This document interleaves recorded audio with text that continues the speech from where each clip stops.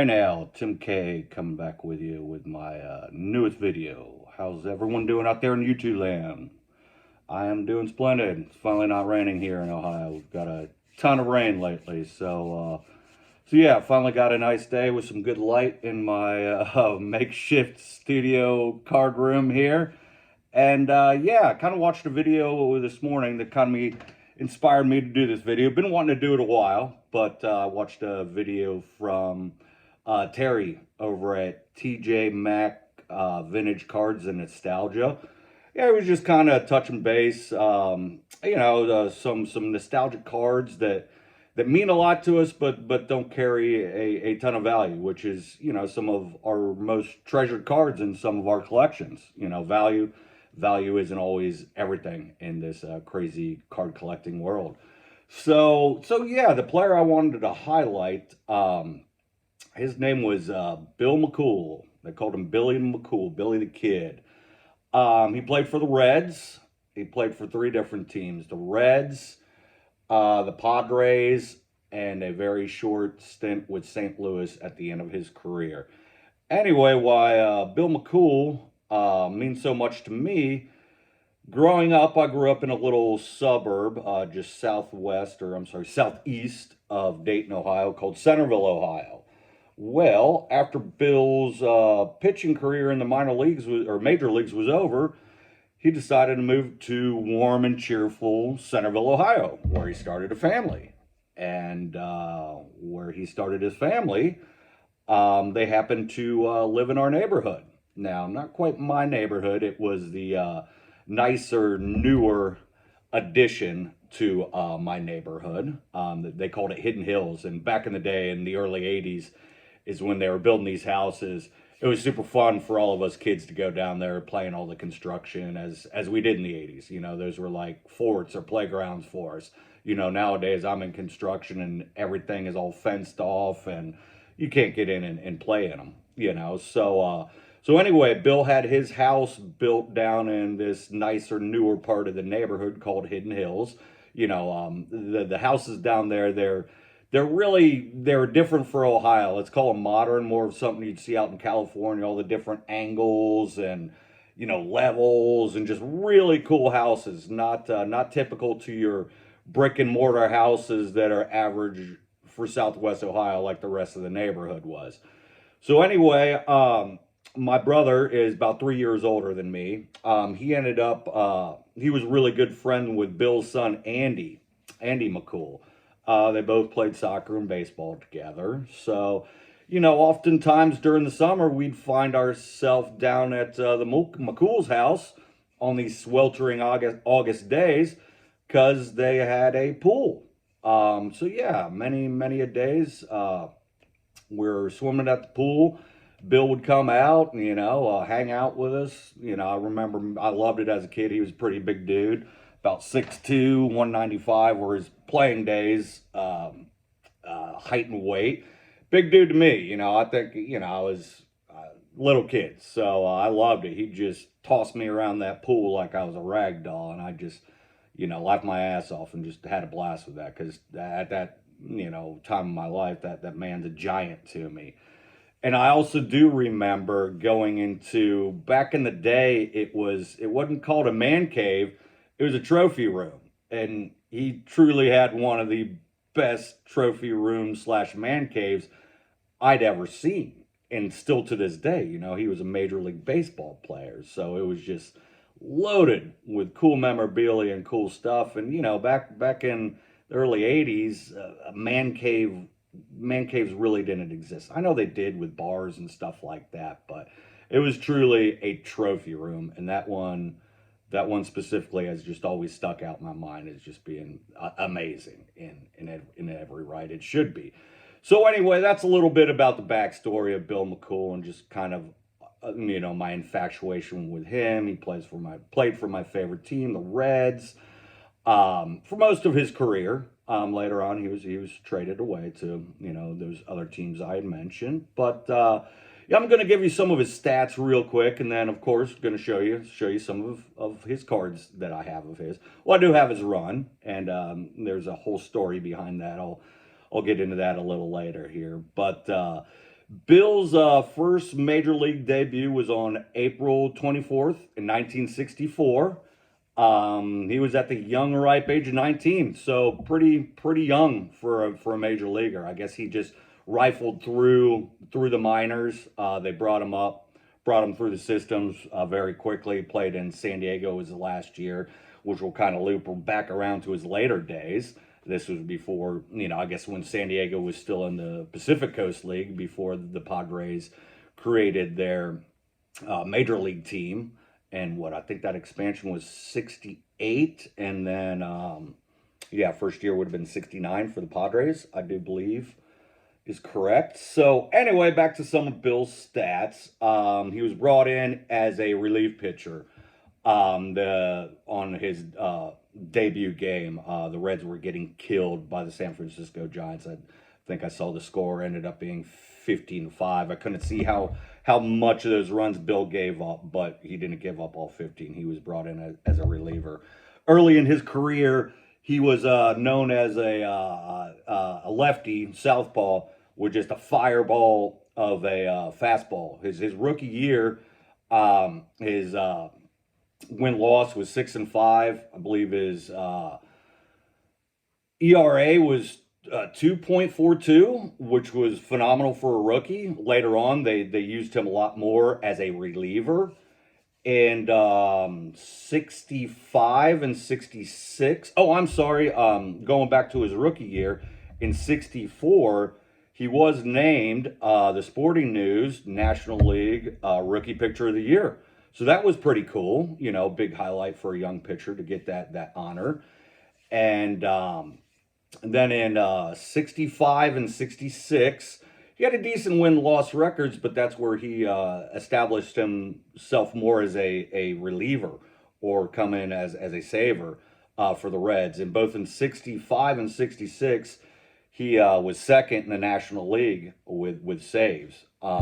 66 was the only year he was voted to the Major League All-Star team for obviously the National League. I don't think he got to play in the game. I couldn't find any stats on him from the game, but of course, just an honor to be mentioned to that team. And yeah, so 66 was his only All-Star year. I did mention he played for just 3 teams, mainly with the Reds, and then yeah, in the 68 expansion drafts, he got drafted. The Padres picked him up. I'm kind of thinking, they were familiar with him, when he spent some times in the minors in the Pacific Coast League down there. And then just played 1 year in St. Louis. And, honestly, he doesn't have any cards from him in a St. Louis uniform. So speaking of cards, let me show you his little run here. There's his rookie card. Very cool. The Reds rookie All-Stars or rookie stars or whatever. So yeah, I got this one off of eBay. Here his second year card. Beautiful set. One of my favorite sets of the 60s. All-Star Rookie Cup card. And then here's his 66, where he was named to the All-Star team that year for the NL. And then here's his 67, which he had a pretty darn good year that year as well. And then last year with the Reds, there's the 68 card. Oh, yeah, the first 2 cards I got on eBay. The second 2 cards, the 66 and 67, I found at in Xenia at my local card show. Kind of got a great deal on those. Gave the owner, or not the owner, the dealer, my sob story. Like, I knew this dude as a kid. Used to go swimming at his house, so he gave me a smoking deal on those cards. Altogether for Bill's whole run, they're not expensive cards. I think I have, less than $20 put into his 7 years, his 7-card run. So anyway, sorry, a little side note there. I got distracted. So the 68 would be his last card or last year in card with the Reds. Um, Here's his 69 card with the Padres. But obviously he's still in his Reds garb there. So yeah, like I said, I like to think or romanticize that when the Padres expansion came out, that maybe saw that Bill was available, and they were probably used to seeing him or scouting him in the area when he played in the Pacific Coast League back in the day and year of his minors. And yeah, I don't know if that's true, but it seems like a good assumption on my part. And then last but not least, here is his 1970 with the Padres. Later on, he was traded to St. Louis. Like I said, this is his last card. There's no cards with him in St. Louis. Didn't pitch a whole lot that last year. I don't know. I think he maybe started having arm issues, something like that. In 71, I believe he was traded to Boston. Boston never brought him up to the majors. And then Boston let him go, and he spent some time in the Kansas City Royals farm system. And again, they never brought him up. So his last major league appearance would have been sometime 1970 with St. Louis. And yeah, he was 25 years when he hung it up, and that's when he decided to move to warm and cheerful Centerville, Ohio. Started his family. I believe Andy was born in 73 or 74. My brother was born in 72. I was born in 76. So Andy was kind of right there in the middle of us. But, we always, knew Andy from school and playing baseball, in the neighborhood. And Bill was an awesome, awesome guy. He'd come out when we were playing just little pickup games, and he'd give us little tips on pitching and hitting and all that stuff. So it was just a great, fun resource to have in your neighborhood, to have a major league, at a star at some point in his career, living in our neighborhood and giving us pointers. Now the only bummer of these cards is these aren't my original cards from Bill. The original cards I had of Bill were all from his personal collection PC, or actually I traded with Andy, and they were all autographed by Bill. In-person autographs. I forget what I traded Andy, and of course those weren't his only cards of his dad. Being back in the day, I assume I probably traded him some Dwight Goodens, or maybe some Darryl Strawberries. Eric Davis wasn't hot yet, so just whoever was hot at the time. I'm assuming that's what I traded Andy for his dad's whole run. And unfortunately, about I forget. My house was broken into years ago, and a lot of my collection was taken, and that was unfortunate.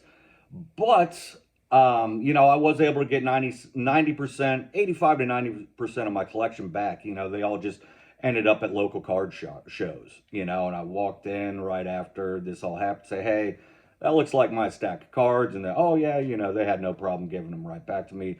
Unfortunately, the autographed Bill McCool run never resurfaced.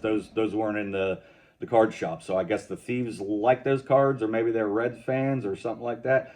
I do not know. So that was kind of a bummer. But, again, I was able to put these together very cheaply and fairly quickly. Just a little project I did over time. It was one of these things that the iconic cards,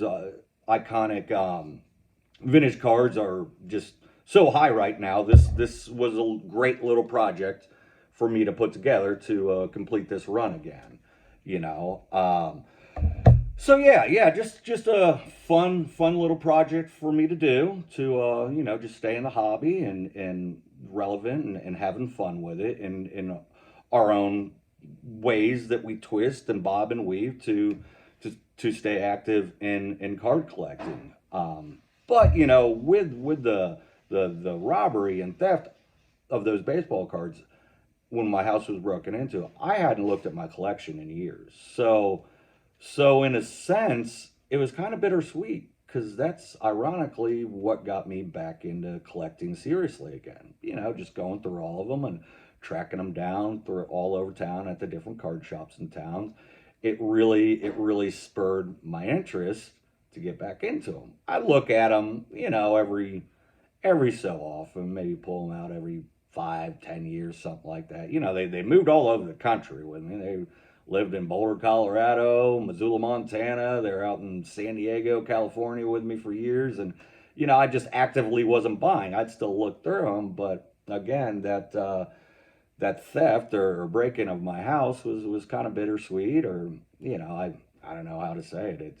It's what got me back into collecting. So out of some bads come some good outcomes, I guess. So yeah, guys, I really appreciate you watching my video.